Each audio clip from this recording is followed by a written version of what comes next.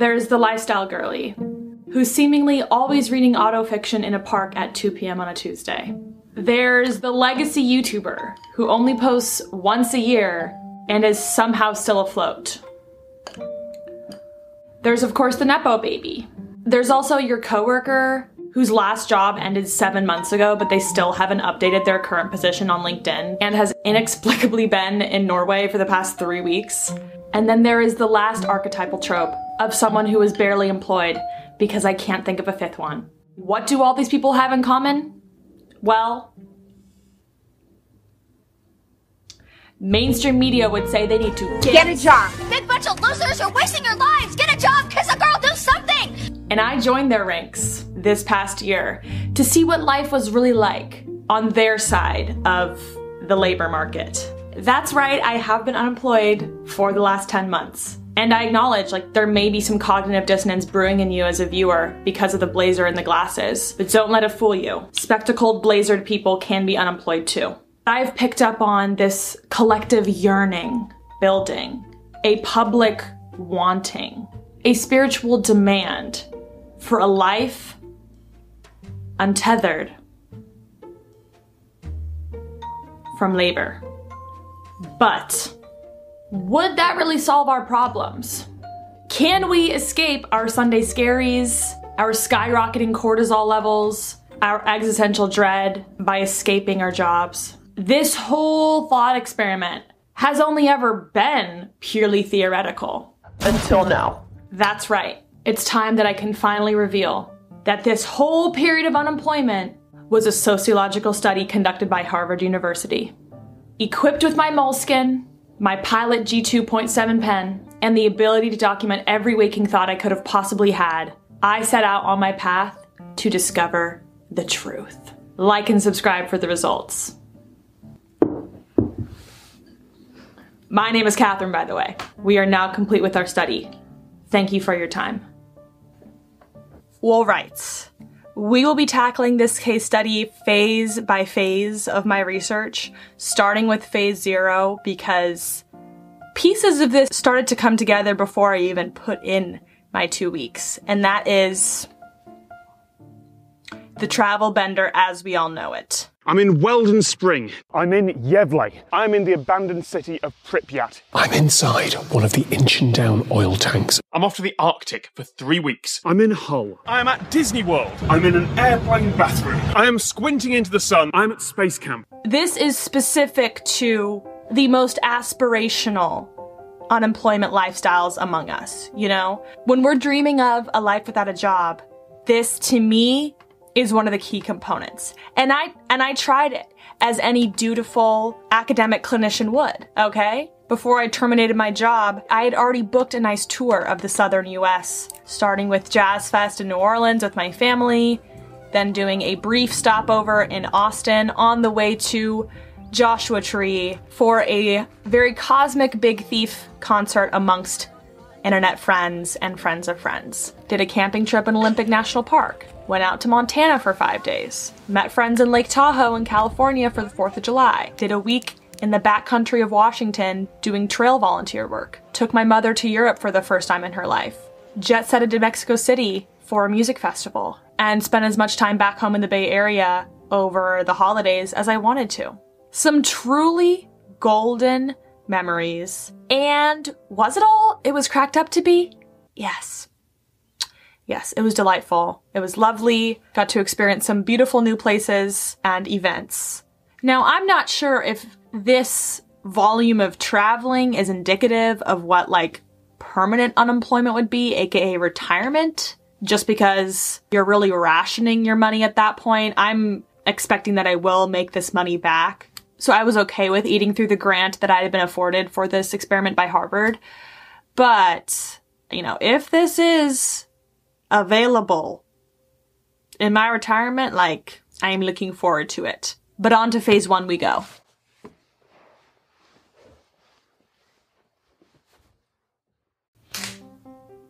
Phase number 1, when I first became unemployed. Out of everything I could have possibly started with, what did I want to do the most? Errands. Like, you know those to-do list items that have just been running in your mind for like 973 days because they never just seem to make it to first place? Yeah. I wanted to clean those off once and for all, which there might be something coming up in your mind when I say that, and if there is, comment it down below because I'm curious what insurmountable task you have been struggling with in a Sisyphean fashion because of work. Like, as soon as I quit my job, the #1 to-do list item was erased. Like, my job was the boulder pushing all the little rocks further down the hill. Like, I was so busy with the boulder, I couldn't even take care of the pebbles that were taking up a surprising amount of weight in the back of my mind. Suddenly, I was freed, you know? I could fix things up around the house. I could reorganize my hallway closet. I could sell and donate the clothes that had been piling up for ages. I could file claims for things, you know, make returns. It was a euphoric time, okay? Not as euphoric as traveling the world, of course, but as a neurotic person, this was seriously such a load off, especially because a lot of these medical things, a lot of mailing offices, they close after business hours, you know, 5 p.m. And if I didn't get off my job, it was just this endless cycle of never being able to get there. But running errands in the middle of the day, not only are places open, but they're much emptier. And so you get them done quicker when you're not competing for carts at Trader Joe's. I won't lie to you though, there are still several things untouched in that iPhone notes section. So as an avid researcher, I cannot peddle the myth that when you're retired, jobless, on sabbatical, that you become omnipotent and can plow down any task in your path. You could.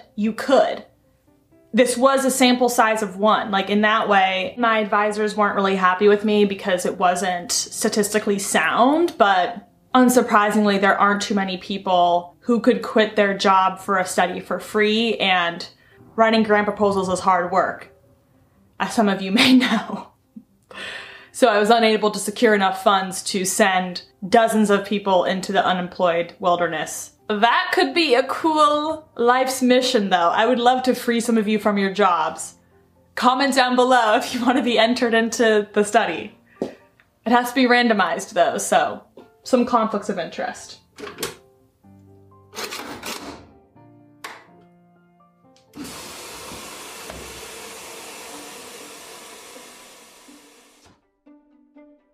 Okay, this is actually quite good because the last time I tried to film at this park, there was a horde of 30 to 40 civilians huddled around this public bathroom. Because it was Free Weed Fridays here, you just can't make this stuff up. Life is stranger than fiction sometimes. But that's actually a hot tip. Like, if you're looking for some THC free of charge, come to the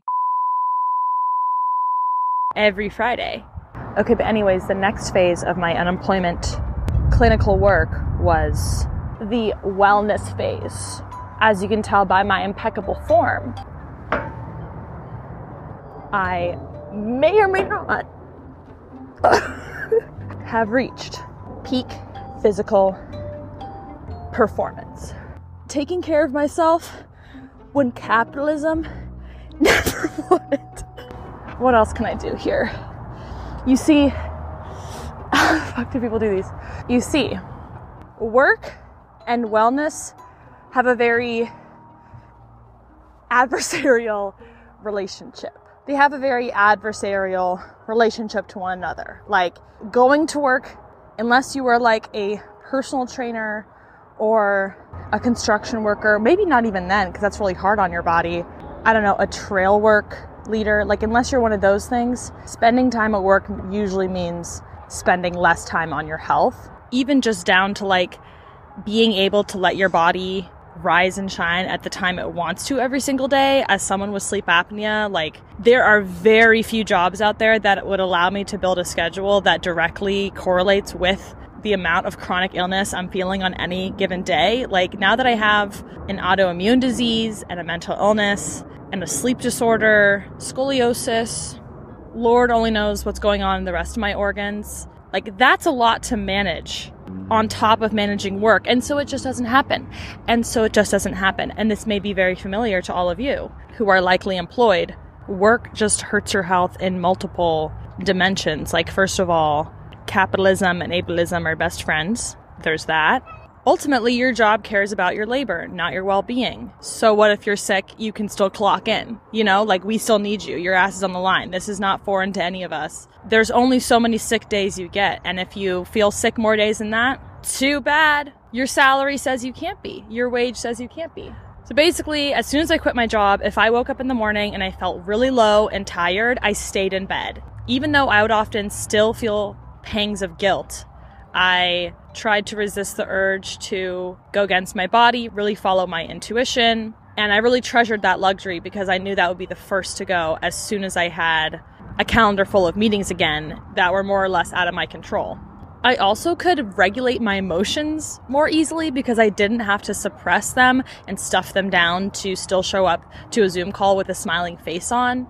I can't tell you how duplicitous I felt when I would join a call, performing pleasantries, and then as soon as I would hang up, my face would fall. Suddenly, I could go to the gym every day because I wasn't rushing to work or completely depleted after the workday was over.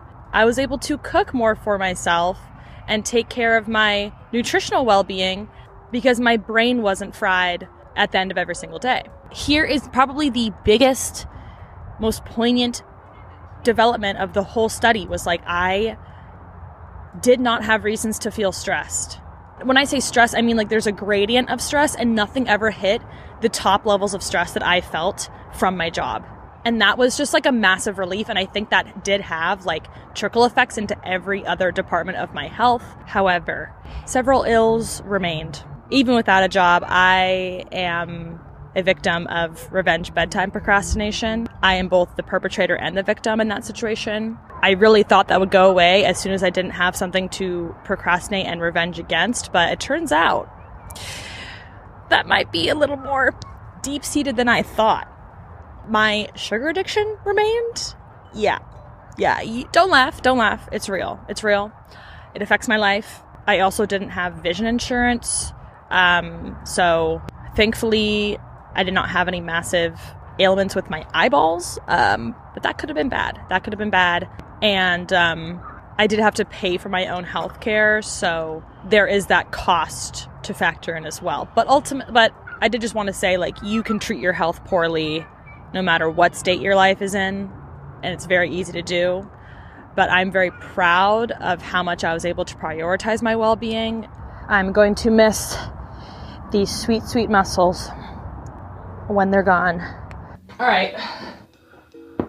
So phase 3 as a lab rat was all about creativity. When considering retirement or the myth of unemployment, I think one of the most common questions fielded as a participant was just, how do I fill my time? Like, what could I possibly have to do with my life other than a job? And fortunately, there are no shortage of artistic mediums that I am looking to try. Like, if anything, there were so many I didn't get to them all.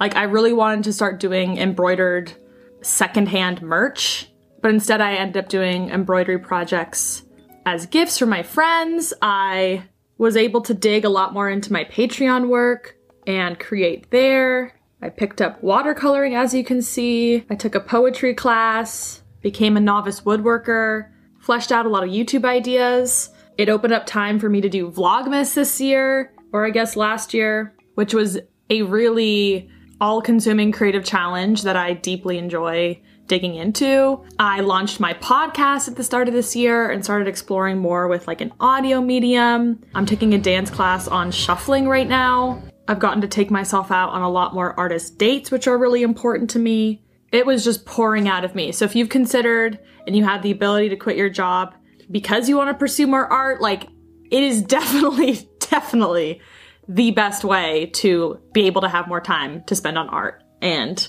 take your art seriously, or be more whimsical about it. Like, truly either way. But like, boredom, not something I encountered during this experiment. I even tried to like introduce boredom, you know, like really slow down and try to get myself to a place where I could be bored, because that's how I started this YouTube channel in the first place. Was I was so bored, I just like needed to do something, and this was the something that came out.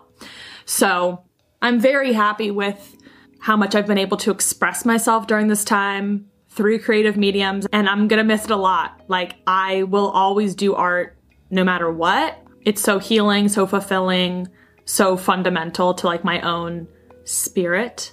And the next time I can, quite literally buy myself more time to do this, I will, because I'm just at my best when I'm creating. Imagine that.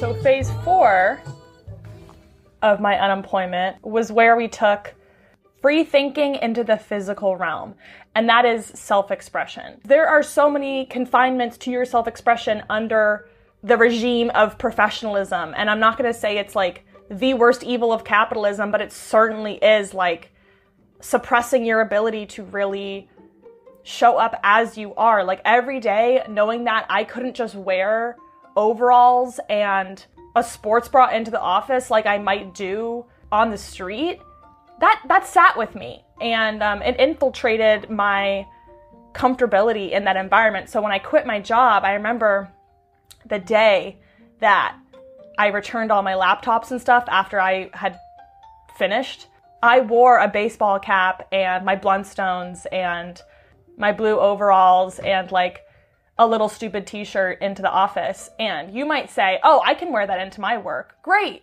I'm so happy for you.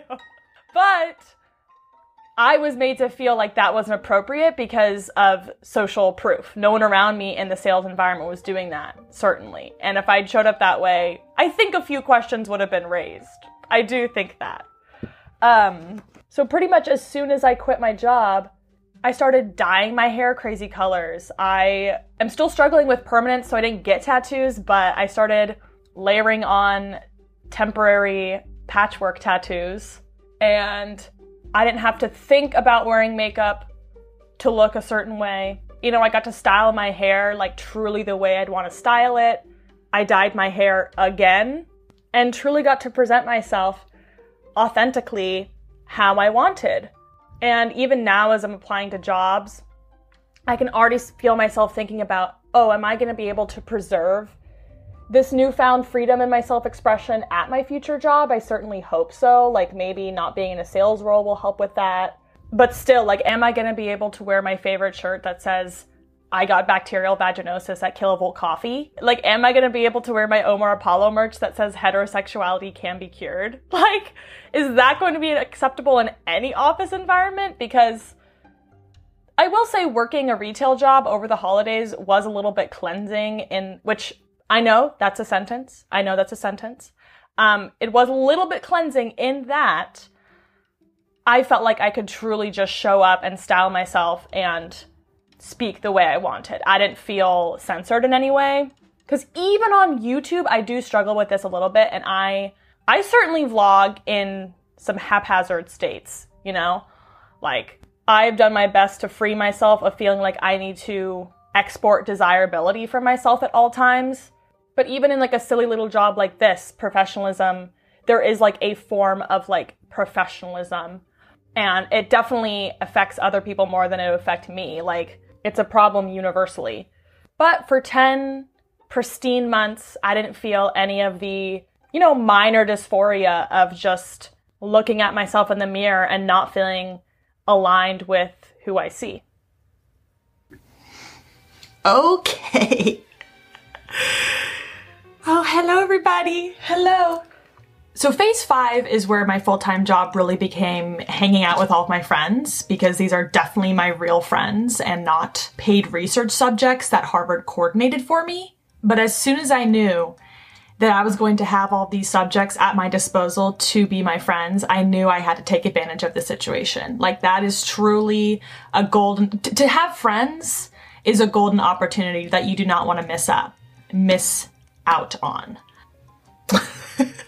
Because I was no longer in a role where I was expected to be stationed on Outlook every single day, I could pretty much like drop anything to go and support my friends. And that made me feel so rich. Like when any one of these individuals would FaceTime me, no matter what time zone they were in, I would drop what I was doing and talk to them. Not because I value them more than I value myself, but because I knew I was the recipient of a scarce resource. And just personally, like in my own value system, when I really went through it and determined for myself what matters to me, like my relationships are at the top. Like even when I had a job, I wanted to place my friends above it, but there was a difference between my stated values and my lived values. Like I wasn't really able to show up for my friends as much as I wanted to because I had to show up for a job, right? So the second I no longer had to show up for the job, I was showing the hell up for these people. You know, they got my undevoted time and attention. I found myself wanting to see them in person as much as possible because most of my relationships are long distance. Getting to develop my relationships at this point in my 20s makes me feel truly rich. Like even virtually, because I was unemployed, I'm able to facilitate 3 book clubs right now, 2 with my patrons and 1 with several of these people. And even just virtually creating community amongst my friends and connecting them over like a shared love for art and creativity.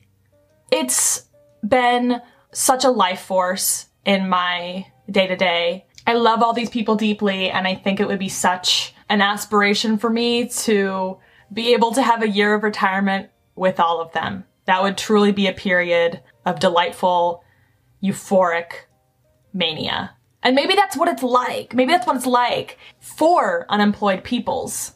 Maybe when you reach the class ascension level where none of your friends have to work, it's just delirium because you get to see everybody all the time. I wouldn't know.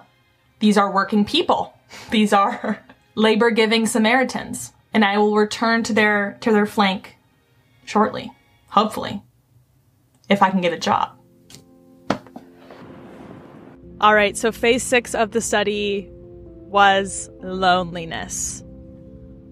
Loneliness. I didn't want this to be a phase of the study. I didn't want this to come up as a variable in the experiment, but it did. As you can see,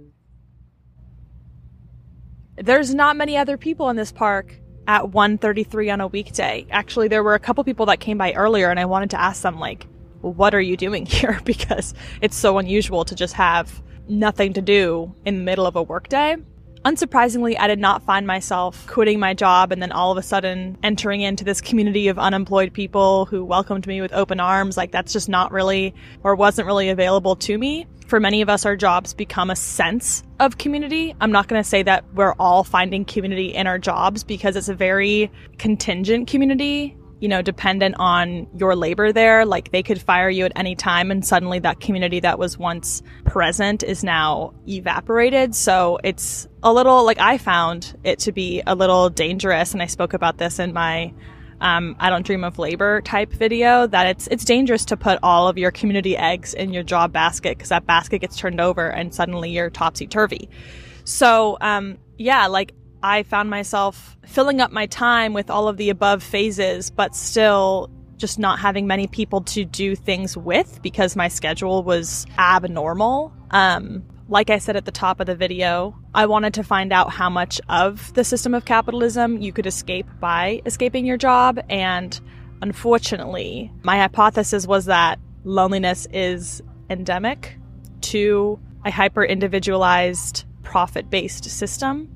And even when you are not producing much profit, you still experience the loneliness of this systemic environment. So I was just, oh my God, literally a bald eagle. Washington State never ceases to amaze. I just wanted to see more people. I was used to seeing people more regularly, even in a remote job. And so I did pick up, as some of you may know, some part-time seasonal work at a shop doing retail, which, okay, getting that little job did lift my spirits a bit because I got to socialize a lot with my coworkers and customers. And I don't want to like subscribe to the notion that like that's the best way to find community is getting a job. Because phase 7, we're just going to roll right in here instead of changing locations because it's so beautiful and Twilight-esque. Phase 7 was like, 10 months of unemployment, like, you still are not going to get to everything that you want to get to. Okay, I'm literally watching birds pull worms out of the soil. This is incredible. Like, this is what you get to do when you're unemployed, is bird. I never thought I'd be a birder. See, but this next phase, phase 7, is what I didn't get to. And this, I didn't even get to till today, I didn't actually do too much park sitting.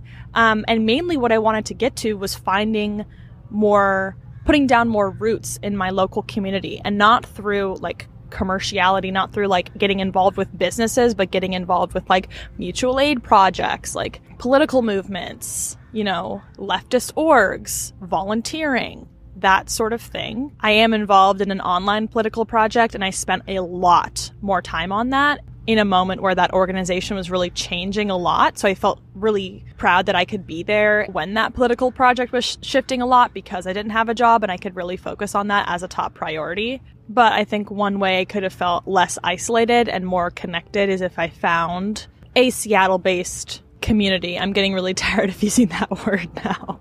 I know the Black Panthers famously organized the lumpen proletariat, which is just like a Latin word basically for like the unemployed peoples. Like, if you get a bunch of unemployed people together, they have no jobs, they can spend a ton of time on organizing and like getting ready for a revolution. So it would have been cool if I could have found community in my unemployedness. But that just did not happen in the 10 months. Maybe give me another 10 months, more grant money, Harvard, and we can make it happen. Maybe we can make it happen. Maybe that's my life's purpose.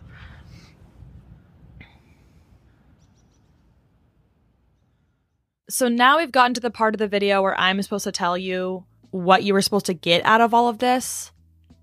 And I don't know. I don't know why you came here today. I don't know why you clicked on the video. I'm imagining a lot of you clicked on this hoping, praying that I would deliver the very conscionable news that unemployment sucks. And actually, quitting my job was the biggest mistake of my life, that I'd rather be on a one-on-one with my boss right now, because then tomorrow you could clock into work wholeheartedly knowing that Harvard research confirmed work is the best way to spend a life. Unfortunately, my hypothesis was confirmed through this experiment. My quality of life massively skyrocketed across most of the dimensions I mentioned. It's been fulfilling, life-affirming, uplifting, relieving, all of that and more. But that's not honestly the answer you want to hear unless you're in the position to spend some time pre-retired. So if you click off now, you're kind of left wondering, well, what now? Like, what else is there? And this is the point where I should probably tell you another world is possible. This is not the only version of the labor market that we can construct. There was actually a version of the labor market where we didn't even have a weekend. Like, that was a socialist project. So change is possible. I'm resolute in that. And we see it going on around us. In the 5-day work week, in the piloted 4-day work week that's going on in some places. There are massive demonstrations happening in France right now around pensions. And not to say that France is like the ideal labor market, but they do have like a micro retirement in the month of August for a month. And how do we get there? I do have to say, it's community organizing. Organizing your friends and your coworkers and your neighbors, because we are the ones that are offering our labor. You do have a voice in the shape of it. And I hesitate to get too much into next systems thinking on YouTube, because it is just so hard to prescriptively say what you should do in your own local community, because the whole point is like, it should look local and it should look very grassroots. So there's not like one project I can point all of us to, but I will just say, like, if you see like a union protest, show up like in solidarity, like be there for the march. At this point, it's hard to imagine that we will all be able to just quit our jobs and live unemployedly forever. But like, there's definitely a path towards working less now and working completely differently in the future. Like, even in my leftist Katherout utopia, work would still exist. It would just look to me more like a community role than a job for a company. Some of you may already be looking in the comments section for what are other people saying about this? And I will leave you with 2 prompts if you want to add to the discussion.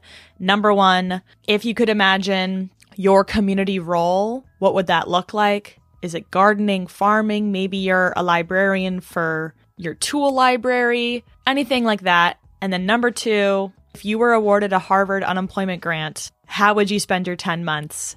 Is it some of the things I mentioned, or is it a completely different set of activities? I'm curious. Thank you so much for watching. I will see you all next time, and Katherout.